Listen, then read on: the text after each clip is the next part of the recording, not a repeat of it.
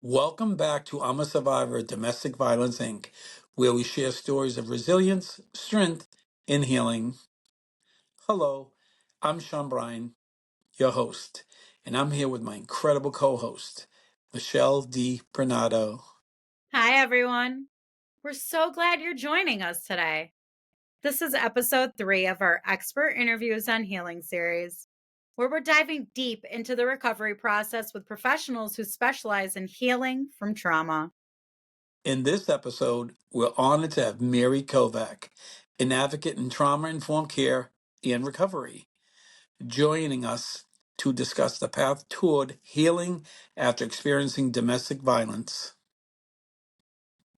We'll be talking with Mary about the emotional, psychological, and social aspects of recovery, and we'll get her insights on what steps survivors can take to begin the healing process. Whether you're a survivor or an ally, this episode is packed with valuable advice that can help guide you on the journey toward recovery. So grab a seat, take a deep breath, and let's get started with episode 3 of I'm a Survivor of Domestic Violence Incorporated, located in lovely Las Vegas, Nevada.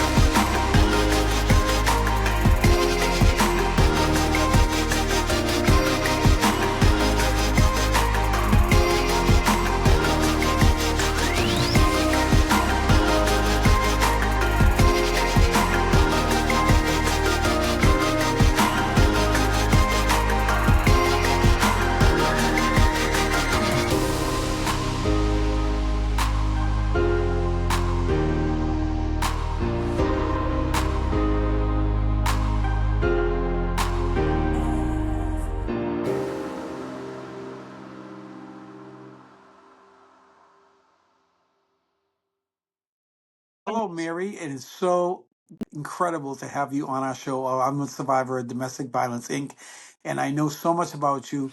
We've been working together on bringing awareness on multiple social media sites, and I just feel blessed that you're here, and I'm so blessed that you took the time out of your busy schedule to be here with us. Thank you so much, Sean Bryant. I am so happy to be here. And it's an honor to, be part of this and share my experience and help others out there. Right. Thank you so much again. Michelle, do you have anything? Yeah, thank you, Mary. Can you just start off with introducing yourself and telling us how you advocate for domestic violence in the community and your experience? Okay, thank you. Well, I was born and raised in Hamilton as a sister to 7 brothers. So I was, well protected, um, always taken care of until, I got married. And when I got married, I traveled with the military and I got a job to help others. And I completely forgot about myself on how to take care of myself because I took care of others. And I raised my children through domestic violence, not thinking that it's going to backfire on me. And I haven't seen my children in 19 years because of family violence and parental alienation, and which was actually enabled by the family court system. to help abusers to abuse us further. But I'm here as an advocate because it was my job working for the military to help people. And you just don't walk away from that. Once you help people, you're always there to help them through hard times, bad times, happy times, good times. And it is part of my lifestyle. Um, I wasn't in the military, but I worked for them, and they're well disciplined on the outside, but inside there's so many broken people that I thought, I know my ex-husband is broken. I Mm. married him to help him, but we can't help people that don't want to be helped. So that's my main concern out there when people say, oh, they have so much empathy for someone that's hurting. But deep down inside, these people don't want to help themselves, so we can't help them either. But I don't give up. I don't give up on anyone. I don't give up on my children. I don't give up on anyone that reaches out to me. And I'm constantly having people ask me to help them. So what I do now is I host a podcast, Let's Talk Real Talk, on parental alienation and intimate partner violence. Sean Bryan was on my podcast one time, and this is how we connected. So I guess now it's payback. And I'm here to support Sean Bryan as well. Yes. But yeah, it's something like I can't give up. I mean, we live to help people, right?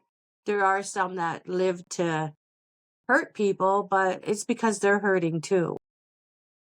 Yeah, So very Well, true. thank you, Mary. That's awesome. And I just feel blessed that you're here, and you're such a really good person. You're spiritually based, and you're really just an honest, God-fearing human being. And thank you for being here. you're welcome. It's tough for me as well, but I live my day um with God's grace.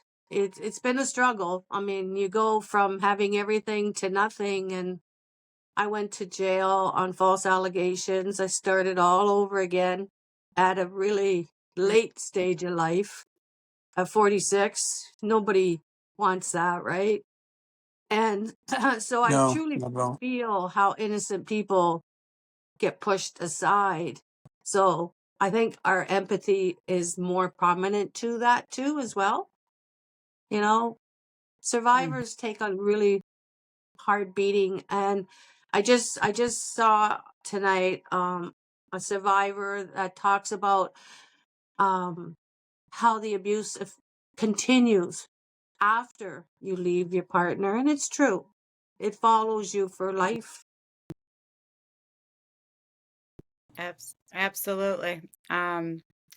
I think all of us are survivors on here, and I actually just had my 10-year anniversary, October 31st, 2014. I was left for dead, and that was after I left him. After 5 months, he kicked my door and all that. So yeah, well, thank you. We appreciate you, being here and advocating for other people. You know, Thank it's you. definitely hard, and obviously you have that empathy, to help others. So. I Yeah. think Well, Sean's gonna jump in. What? I'm on my Oh, Yeah, go ahead. 47th I'm on my 47th year of domestic violence from one um, person. 47. It wow. I was just Wow. 18 when it started, so it's a journey. It's a journey. It's almost like being married, but you're still, you're not. It doesn't go away. Right. Right. And Mary, I just want to say something.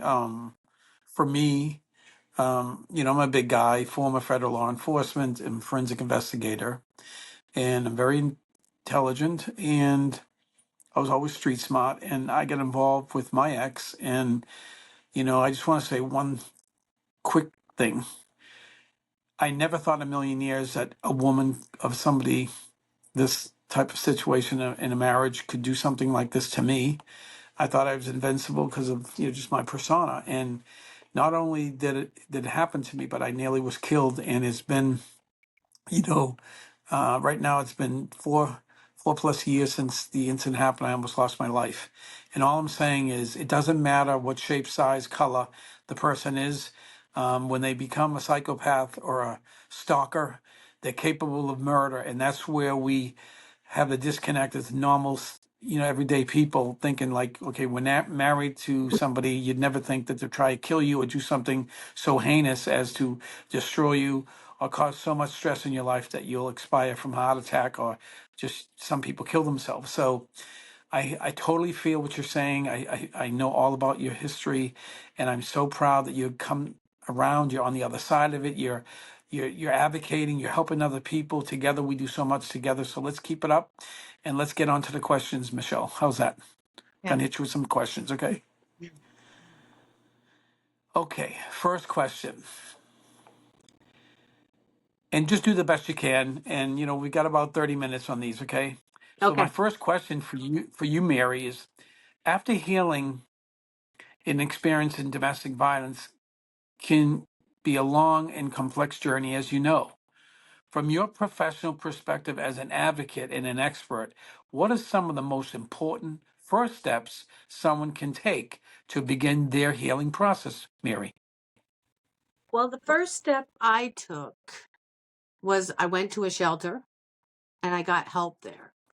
I went to my family doctor, um, and he was very, very sympathetic to what I was going through. But he also told me that the best thing to do is find a church and go and, heal there spiritually, because spiritually is something that you need before you get to a therapist, because without guidance in a spiritual way, you'll never make it to a therapist to let them know what you went through. It is very devastating. But I also found myself doing things that I always wanted to do while I was in while I was in the marriage that I couldn't do. So I started doing it. I played a saxophone to heal. I raised awareness through my music for all murdered victims through domestic violence, parent alienation, murders, suicides, and all that. So I had to heal myself first, and that's how I healed, was through music and the help with therapist and my doctor. Okay, well, thank you. Michelle, you want to hit it with the next one? Yeah. So, you definitely discussed your doctor and therapist and some other, obviously medical professionals. So, trauma-informed care is often discussed as a context of healing from domestic violence. So, could you explain what trauma-informed care is and how it helps survivors like rebuild their trust and a sense of safety? Wow, what trauma did to me to help me heal is to move forward. It made me think twice before getting into situations, going out in the dark, going anywhere alone. I had to protect myself by never being alone, always having someone there with me. Because it's the flight and fight mode that we feel. We have pins and needles, and it hurts our bodies, our insides very much. I mean, the trauma is so life-threatening that we suffer from heart attacks, heart disease, liver disease, diabetes. So I learned to like be more proactive as well, like go for walks and daily walks, a lot of swims. I wasn't able to walk. I was in a wheelchair when I almost lost my life. Um, After I got um, arrested, the police officer told me that I asked him why he was just taking me, and this is something that really is hard to heal from. But the police officer said, "Be grateful that we're taking you to the cells and not the morgue." So this is what I have to heal from, is the verbiage that I've been dealing with, dodging, bullets all the time. I got the scars, but they healed, but mentally I didn't. So I'm really not healing as we all should. PTSD is really something that we all struggle with. So to heal like through the trauma physically is easier than mental. I don't know if that means anything to you, but it's It makes something sense, Mary. I totally get it. I struggle with that even today after 47 years. Yeah, it's definitely hard. I think, any survivor lives with PTSD and, whether it's flinching or you get used to someone calling you names or the gaslighting, the narcissist, it's hard. You always live with that inside of you, no matter how hard you try to rebuild. So thank you And I though. Yeah. think PTSD is, something that for some of us will never go away. I mean, we sometimes completely forget about it, but we may hear a story and we have a flash and like, oh my God, I've been there, this poor lady, this poor man, So I get it, and so a lot of us have, chronic PTSD, and it is what it is. And I'm still going to therapy. I go twice a week, and it's been 5 years. So, it is what it is. And the PTSD counseling does help because there's triggers and there's things that we can do about when you go to, a psychotherapist, that they help you with the triggers, how not to kind of be around triggers or, engage with triggers. Sometimes people start talking about something and you can say, just, I don't really want to talk about it. I've been, abused and I just want to go down that road. So whatever you need to do, I think therapy is really important for all of us as survivors. Yes, I even have my emotional support dog that I take with me everywhere because it allows other people to not focus on the ugly side, and when they see a little puppy as her, I don't have to fear someone's going to ask me something that I don't want to be comfortable with. Why That's do I great. have a cane, or why am I in a wheelchair, and why are this? So, it's helped emotionally that way to heal when you have a little support system, like, 7 pounds of, it's like having a world of people around me, hugging me, right? Right. So, Service yeah, dogs are amazing and I love them. And your dog looks like beautiful dog. she Yeah, he's is. beautiful. Yeah. Now, you Okay. mentioned walking with a cane and being in a wheelchair. Can you explain more on that and how that happened? During my marriage, I had 8 car accidents, none my fault, but my first one was in 1984 that left me almost to the death. Well, I was on life support and I went into a coma, but I survived it. And then from 98 to 2005, I ended up in another 7. So it left me with severe spinal cord damage at the end of them. I struggled. I worked through them. I raised kids. I never let it happen, get in my way. But after this 8th one, it put me down, and my ex-husband didn't want me anymore. So he started having affairs and started drugging me and having the kids push me down the stairs and stuff like that. So my damages got worse. And so I ended up in a wheelchair. I managed to get help. I went underwater one day and something happened and I got feeling back in my legs. So within 5 years, I started walking, and it was a miracle basically. But I ended up walking with a walker. And then from there, I went to a cane for 19 years. And then after I got my service dog, Molly, I started walking um more and more, and it's almost like Forrest Gump loses his crutches and all this stuff. So I'm walking on my own, and it's like a miracle. That's what's helping me heal as well, because I was left for the dead, saying that no one would want you. Look at you, get up, you effing crippled, when I fall down on the floor instead of, I'm reaching for help to get up, and this is what I would get. So being here today, thinking about all that, now I could literally say, you know what, dude, you messed up. You know, I'm stronger than you think. So, in Yeah. that sense, we do survive. We are very strong because of what we hear in our heads. Sometimes those words can be good because it pushed us to get to where we are today. Yeah. Yeah. And I think that leads us into the next question, Sean. Sure. Okay. Many survivors, Mary, as you know, struggle with feelings of shame or guilt after leaving an abusive relationship, as we all know.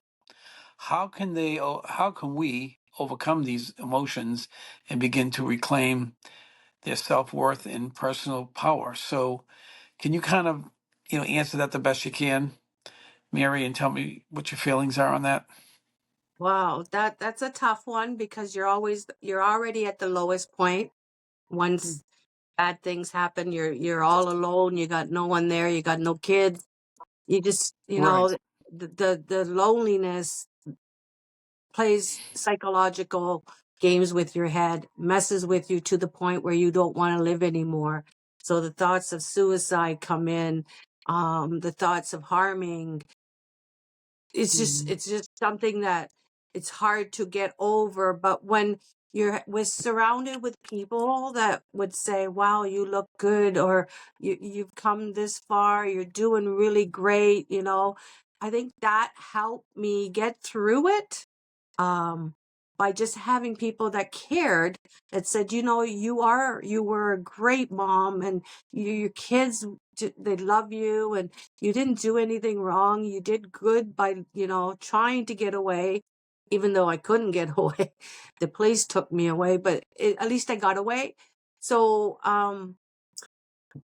I started taking better care of myself. I dressed better, because I was already in a wheelchair. I was, crippled, and thinking maybe he was right. Nobody wanted me. But when I started putting on something nice, a little bit of lipstick, it made me feel better. So I moved forward that way. I went out. I didn't, go out partying or anything. It wasn't my lifestyle. I was 46 already, but I went out for dinners with friends and stuff like that. So I didn't isolate myself. Um, Mhm. I think that was the most important part of it all, was being surrounded by people that So, cared Mary, for you. Mary, let me just interject. Excuse me. So, would you say, from listening to, and I've interviewed so many people, and I probably have done 1,500, 2,000 interviews with survivors and their families. So, I find that what you're saying is really kind of really important for everyone watching and viewing this great, incredible episode. Mm.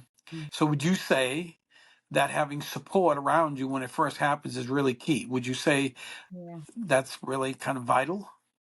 Yes, because a lot of people shut down and don't let anyone know what's going on. And the longer you don't let people know, the worse it's going to Right. get for you inside. Because now you're doubting yourself. But if you have someone there instantly holding your hand, like it doesn't have to be family. When I went to court, I had domestic violence teams sit there with me, just to be there with me. I had the homeless shelter come with me to court because I lived out of town. I had no family around anyways. So the support system was the most important part of it all, right at that moment. Right, Mhm. right, you know, hands down. I'm so Yeah. grateful I Right. had that. So I think, Mary, that through support from loved ones, friends, new acquaintances, even our foundation, I'm a survivor of domestic violence, the reason for this podcast is to let everyone know that we are a resource and we have 24/7, 365 answering service. And we have, support groups, one-on-one. Some people only don't want to talk at first about what happened because they're embarrassed, they're ashamed, which I totally get it because I was one of those people and I didn't want any help in the beginning. And then I found that the help helped me. But I think that everyone that's watching this needs to know We're just not a podcast. We're a foundation 501c located in Las Vegas, Nevada. We're a national company. We have a hotline. Our website is I'm a survivor at domesticviolence.org. And please just note that, and it'll be in the at the end of the podcast. It'll be noted as such. But well, thank you, and that's great. Do you have anything else, Mary? Yeah, I just Yeah, want to say I had the hotlines for suicide hotlines. I called them Coast Canada. I called, when I needed it at the worst part of my life. When I did call, I was so grateful because it's in the middle of the night. There's nobody around. You don't want to wake anybody up. I honestly think that if it wasn't for Coast, I would not be here today. There you So, go. Yeah. So yeah. absolutely. let's all get out of this episode. One thing out of this question, especially, is that really, when you're abused and when you first, acknowledge that you're almost getting killed and you've gotten separated from the abuser, um, I think that it's key that you have to find support, even if you don't want to talk to anybody. You have to keep your mental mindset that you need help and to focus on help, even though you don't want it, because obviously you don't want to be near anyone. You're battered, you're bruised, black eyes, whatever happened. So losing the kids, whatever it is. So I think that's one thing that we need to really emphasize in this episode is seek support. And again, our foundation is full of multiple resources, and we're all free. Everything is free. So, okay, Mary, anything That's else on that wonderful. question? Let That's me just wonderful. Yeah, let me just add to that. I mean, obviously, one of our questions you totally answered, Mary, which was great with the social support and, how we isolate as victims. And, you mentioned family, friends, professionals, being there for you. But how can we as a community or society better support people like us, survivors in the recovery journey? Wow, that's a tough one because people want to believe in lies before they believe in the truth. And when you have a survivor that's telling the truth and the community doesn't want to, protect you or stand by you because unless they hear the two sides of the story, people don't realize what survivors are going through. Right. So the community needs to not be judgmental. The community needs to just, help if they can in any way they can. Instead of denying the survivor anything, give them a chance because someone else took all their chances away. It doesn't mean we are bad people, right? We're looking for not validation, but what we're looking for is to fit back into the community and be happy and help someone else. Right. And we have to somehow make a change. Like, obviously, all of us are trying to make a change, because we do isolate, and sometimes the justice system just isn't, there for us. Like you mentioned, they took you away, or, in my situation, I stayed in it longer because there was a time that the cops came and my mom came and they're like, oh, well, we're going to take them both. And it's like, but she's beat up and bleeding and bruised up with a chipped tooth, and you're going to take them both. And then we end up staying in the situation, and we're isolated because we don't have the friends or family, or the community is not supporting us, or the justice system isn't standing up for us. So, I Right. definitely thank you for, being an advocate, and obviously that I'm a survivor of domestic violence foundation and any other foundations or the suicide hotline, anything that's out there that is there for, survivors of domestic violence for sure. So, we Okay. appreciate you for coming on today. Definitely. If you have any last thoughts, we'd love to hear them. Thank you. Well, I would like to put out there to anyone that's being abused to know that once you're abused, it doesn't end. It gets worse. So Mhm. if you can break free of it, but don't expose yourself that you are going to leave. Get help. Make sure you have someone that you trust that could help you do the transition and, protect yourself. Talk to somebody before you go, and end up leaving, because we know our abusers are really smart, and they have a way of sucking us back in and then turning the wheels. Because I know when I filed for a divorce, my ex, after 25 years, said, "Oh, let's talk about it. I'll go to therapy, marriage counseling therapist, if you drop the divorce." So I did. And within 3 months, he pulled the rug out from underneath me and had me falsely arrested. So it's a warning to people out there not to do that. If you're going to go back with them, protect yourself as much as you can. But really, if you do go back to the abusive relationship, it does not get any better. It will always end up in a devastating situation. And your children are watching. They know what's going on. And children are the most vulnerable because they're being played by the abuser, same way as we were.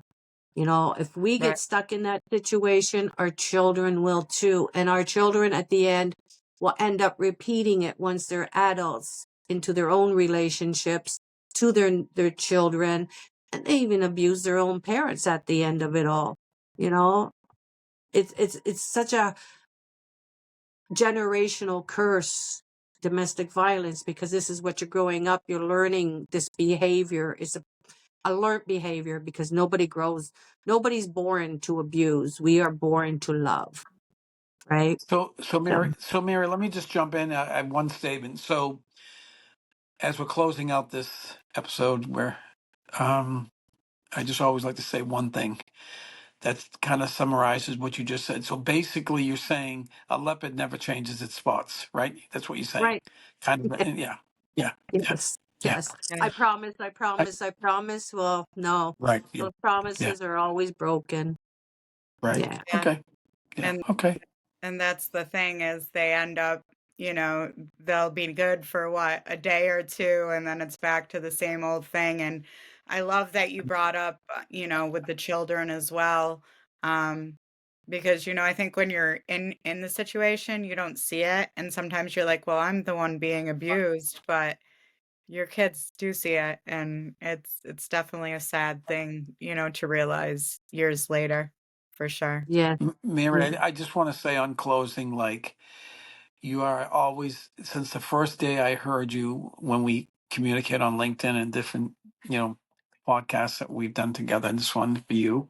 I just want to say that you've always been a breath of fresh air. You're the light at the end of the tunnel for many. I see how many people acknowledge you. You're a supreme human being. I'm proud to be working with you. I'm proud to have you on the show, and thank you so much, Mary, for being you. Thank you. Thank you for all your support, Sean Brian. Thank you so much, Michelle. I mean, this is something that is important out, and we need to get it out there. And who two better people to have it is used to do this. And God bless you both, because we need you. Thank you so much. We need you Thank you. too, Mary. And can you tell, our audience how they can follow your podcast, and, if they want to link up or chat with you? Sure, you can catch me on Let's Talk Real Talk on parent alienation and domestic violence. On my parent alienation is child abuse page. And you could find me on LinkedIn under Mariel Kovacs. You will find me on Twitter, YouTube, and where else? I'm on with the Andy Martin's show page as well. We are extending on other platforms, but right now we're not set up yet for it yet. But we're heading there.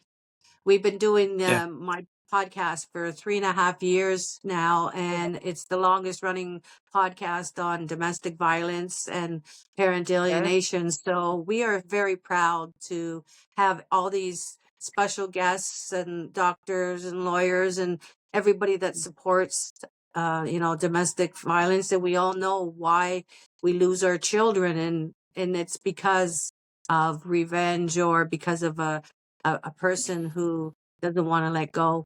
So, but thank you. Yeah.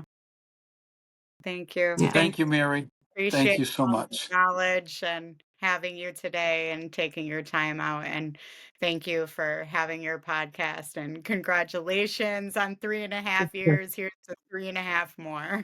So, Oh, good. Thank you. Thank you so much, Michelle. And you too, And, Sean Brian. and, and the last thing I want to say is thank you for just being you and again holding the torch and holding the sword and the shield, because that's what we got to do.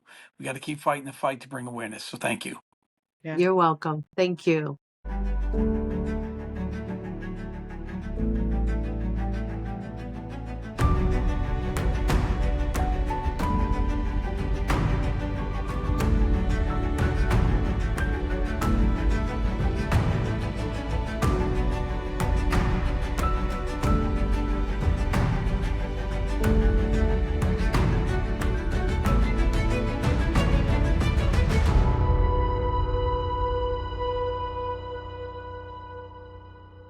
Wow, that was an incredible conversation with Mary Kovac. We hope you found her insights on healing and recovery as powerful and helpful as we did. Remember, healing is a journey, and it's okay to take it one step at a time. Whether you're in the process of healing or supporting someone else, know that you're not alone. There's always help, and there's always hope. Thanks for tuning in to I'm a Survivor of Domestic Violence, Inc. If you or someone you know is struggling, please reach out to a professional or an advocate who can help. We'll be back soon with more stories, insights, and expert advice on how to heal and move forward. Until next time, take care of yourselves and each other.